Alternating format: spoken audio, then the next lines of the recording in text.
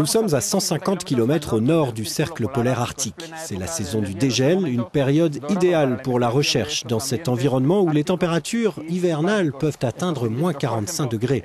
Ces chercheurs étudient comment les plantes subarctiques et leurs pollinisateurs interagissent dans cet écosystème si complexe.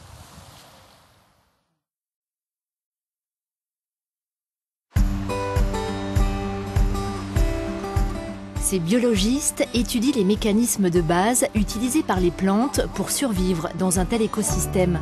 Et la variété de couleurs de ces fleurs est un des mécanismes de survie, car ces couleurs attirent les insectes pollinisateurs.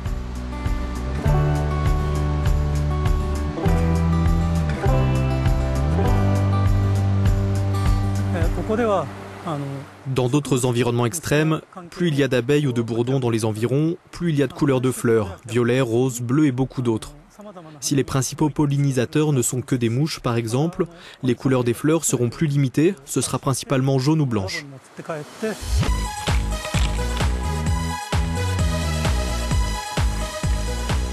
Les scientifiques veulent savoir si le même schéma se reproduit ici, dans la région subarctique. Ils étudient ainsi de près l'anatomie des animaux et examinent les couleurs des fleurs grâce à une technique appelée spectrométrie optique. Pratiquement tous nos milieux naturels dépendent de l'interaction entre les pollinisateurs et les plantes.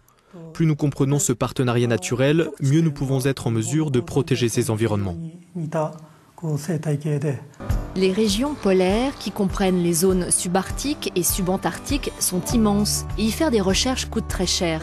C'est pourquoi les scientifiques se regroupent pour optimiser leurs études. Cette équipe européenne profite du court été suédois pour étudier la flore, la répartition et la densité des insectes. Des campagnes similaires sur le terrain ont été effectuées dans le nord du Canada et du Groenland et d'autres sont prévues dans le nord de la Sibérie. Les écosystèmes arctiques sont très simples. Il est donc très facile de voir les processus qui y sont actifs.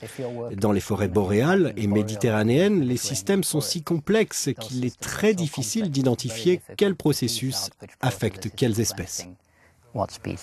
Une approche commune pour produire une meilleure science dans ces environnements difficiles est l'une des raisons d'être de projets de recherche européens tels que EU PolarNet, dans lequel participe activement la station de recherche scientifique Abisko.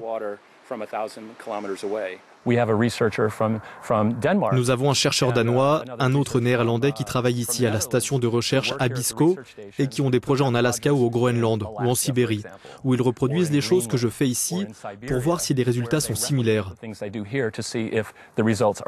Nous pouvons donc dire que ce qui se passe ici est vraiment représentatif de ce qui se passe dans les régions subarctiques, par exemple.